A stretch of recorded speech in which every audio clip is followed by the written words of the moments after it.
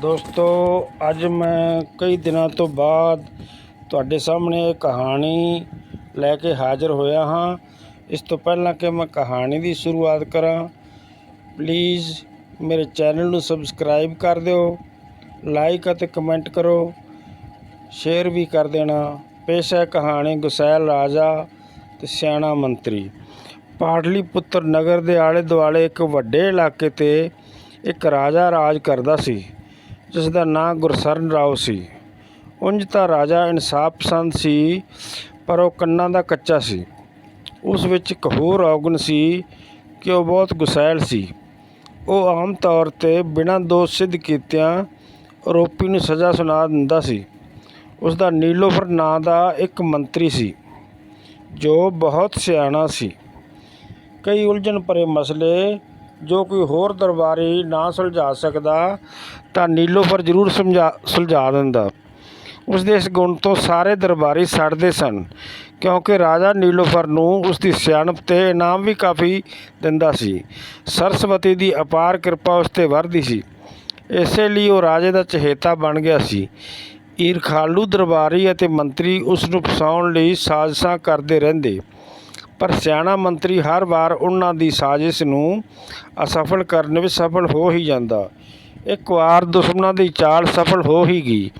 उन्हां ने मंत्री दे घर चोरी छिपे कुछ चोरी दा समान रखवा दिता ते एक मुखबर तो राजे दे कोल ये सूचना भिजवा दित्ती कि नीलोफर ने नगर सेठ दे घर होई चोरी दा समान सस्ते भाਅ चोरां तो खरीदिया है।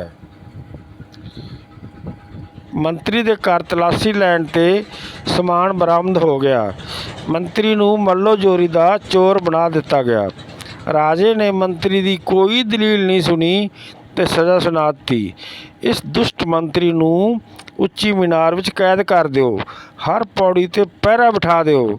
राजे ने यह हुक्म चाढ़िया।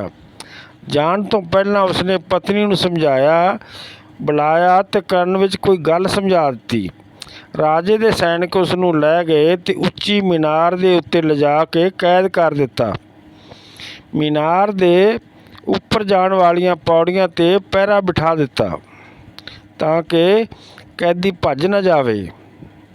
भजन दा इक्को एक राह पौड़ियां ही सी। मीनार दा तल दा व्यास बहुत ज़्यादा सी। पौड़ियां ते तां सैनिक सन, पर बाकी आला दुआला सुनसान सी। मंत्री दी पत्नी एक सियाणे तंत्री दे कोल गई। तंत्री नूं उसकी पत्नी ने दस्सिया कि मंत्री ने इशारा कीता सी कि उसदा उच्ची मीनार तो निकल के भजना एक रेशम के धागे उस कोल किसी तरह पहुँचाउण नाल मुमकिन है। समझदार तंत्री मंत्री का इशारा समझ गया। उसने भृग नां का कीड़ा लियांदा। उसने मंत्री की पत्नी वालों लियांदा एक उत्तम रेशम के धागे का एक लड़ बन दिता। उसने मंत्री की पत्नी उत्तरा नूं ये कीड़ा दिंदियां कहा, बेटी इस नूं मीनार के सुनसान वाले पासे ले जा के उपर नूं मूँह करके छड्ड दे। छड्डण तो पहलां इस दियां मुच्छां नूं शहद ला देना। शहद की मुश्क नाल ये मीनार की उचाई चढ़ता जाएगा।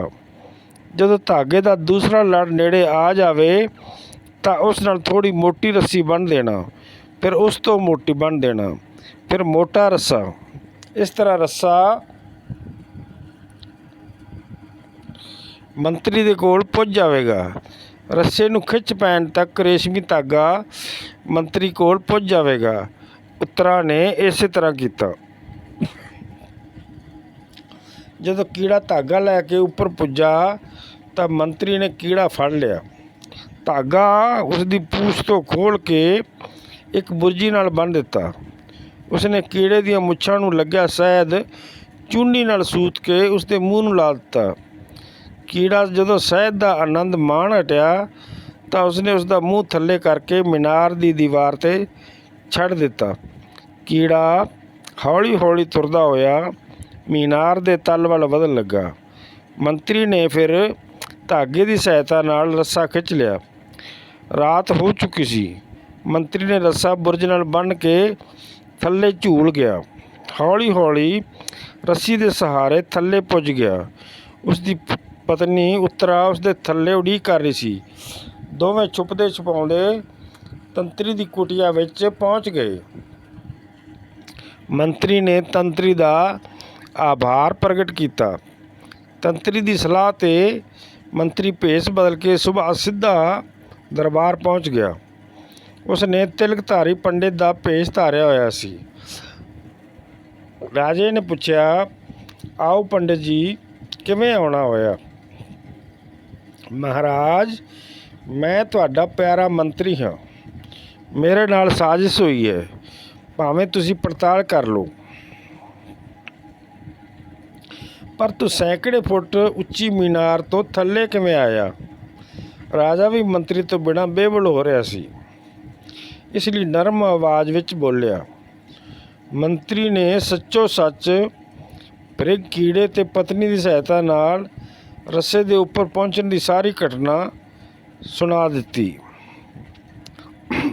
ਰਾਜਾ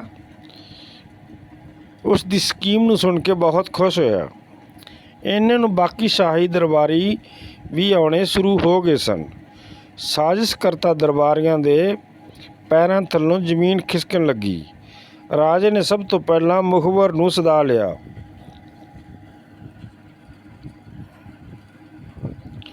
ਰਾਜੇ ਨੇ ਉਸ ਨੂੰ ਕੜਕ ਕੇ ਪੁੱਛਿਆ, ਬੋਲ, ਆਪੇ ਸੱਚ ਦੱਸੇਗਾ ਕਿ ਨਿਰਦਈ ਸੈਨਿਕਾਂ ਤੋਂ ਮੌਲਾ ਬਖਸ਼ ਖਾ ਕੇ ਦੱਸੇਗਾ? ਮੇਰੇ ਪੁੱਛਗਿੱਛ ਵਾਲੇ ਸੈਨਿਕ ਤੇਰੀ ਖੱਲ ਉਧੇੜ ਦੇਣਗੇ। ਜੇ ਸੱਚ ਬੋਲੇਗਾ ਤਾਂ ਰਿਆਇਤ ਮਿਲੇਗੀ। ਦੱਸ, ਕਿਸ ਦੇ ਕਹਿਣ 'ਤੇ ਮੰਤਰੀ ਨੂੰ ਫਸਾਇਆ ਸੀ? ਮੰਤਰੀ ਨੇ ਸਾਜ਼ਿਸ਼ ਕਰਨ ਵਾਲੇ ਦਰਬਾਰੀਆਂ ਦੇ ਨਾਂ ਸੱਚੋ ਸੱਚ ਦੱਸ ਦਿੱਤੇ।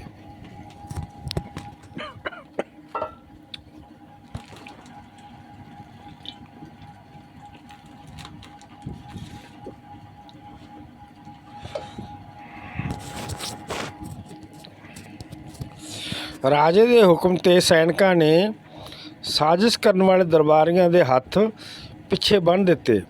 ਰਾਜੇ ਨੇ ਹੁਕਮ ਦਿੱਤਾ, ਇਹਨਾਂ ਦਰਬਾਰੀਆਂ ਦੇ 100 ਕੋੜੇ ਮਾਰੋ। ਇਹ ਛੂਤ ਦੀ ਬਿਮਾਰੀ ਵਾਂਗ ਹਨ।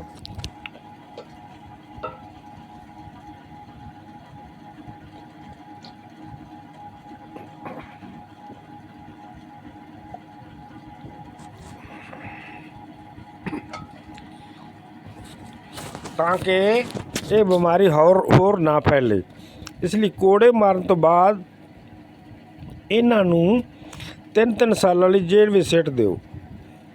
ਰਾਜੇ ਨੇ ਨੀਲੋਫਰ ਮੰਤਰੀ ਦਾ ਅਹੁਦਾ ਉਸ ਨੂੰ ਵਾਪਸ ਕਰ ਦਿੱਤਾ। ਰਾਜਾ ਆਪਣੇ ਮੰਤਰੀ ਨੂੰ ਆਪਣੇ ਦਰਬਾਰ ਵਿੱਚ ਦੁਬਾਰਾ ਪਾ ਕੇ ਬਹੁਤ ਪ੍ਰਸੰਨ ਹੋਇਆ। ਜੈ ਹਿੰਦ।